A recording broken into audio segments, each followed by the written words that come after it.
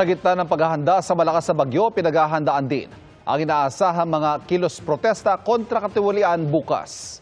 Ngayong bisperas ng protesta sa mga kinurakot umanong proyekto kontra baha, may demonstrasyon na sa Hagonoy, Bulacan habang nakalublob sa baha ang mga rallyista.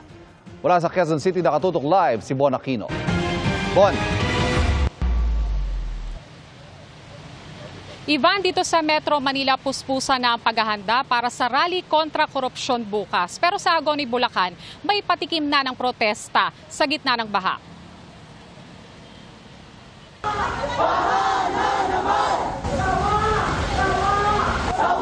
Sama-samang lumusong sa baha ang mga taga Hagonoy, Bulacan na nagprotesta laban sa mga kinurakot umanong flood control project. Sigaw nila, pagtindig sa laban sa korupsyon at pagresolba sa paulit-ulit na problema ng baha sa kanilang bayan, lalo na kung high tide at may sama ng panahon. Bago ang marcha, nagdaos ng misa sa dambana ng Santa Ana.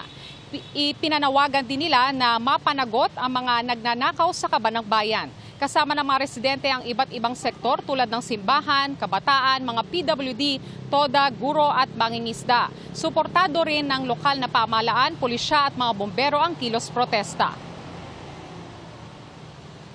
Hanggang sa ngayon po, ang ating mga paa ay nakababad po sa tubig baha. Ang bayan po namin ang sinamantala ng limpak-limpak na hangaring sakim na napunta po sa bulsa ng ilan. Sawang-sawa na po kami, napakahirap po. Kung sana po mas maranasan nila yung mga nararanasan namin para alam po nila yung kalbaryo yung binibigay sa amin ng baha.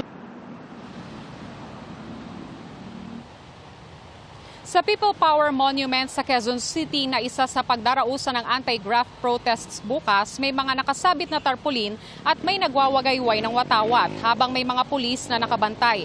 Tiniyak ng grupong simbahan at komunidad laban sa katiwalian o siklab na hindi magiging marahas ang kilos protesta sa People Power Monument bukas September 21. Pagkondena sa korupsyon ang ipaglalaban nila at hindi pagpapalit ng liderato. Pero nais nilang himukin ng Pangulo na baguhin ang legacy ng kanyang ama at talikuran ng korupsyon. Ang mga biktima ng bagyo at baha dahil sa korupsyon ang pagsasalitain nila. Iba't ibang grupo din ang magmamarcha patungo sa Rizal Park sa Maynila.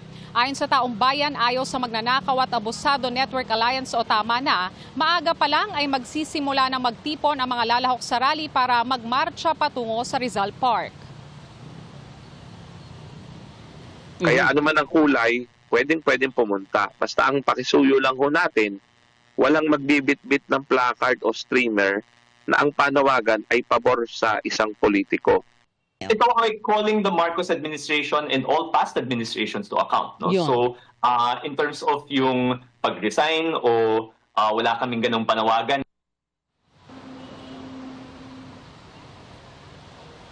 Sa Maynila, nag-inspeksyon sa Menjola at sa LRT Legarda Station si PNP Chief Lieutenant General Melencio Nartates Jr. Maximum tolerance daw ang ipatutupad ng PNP. Wala raw silang namomonitor na destabilization plot.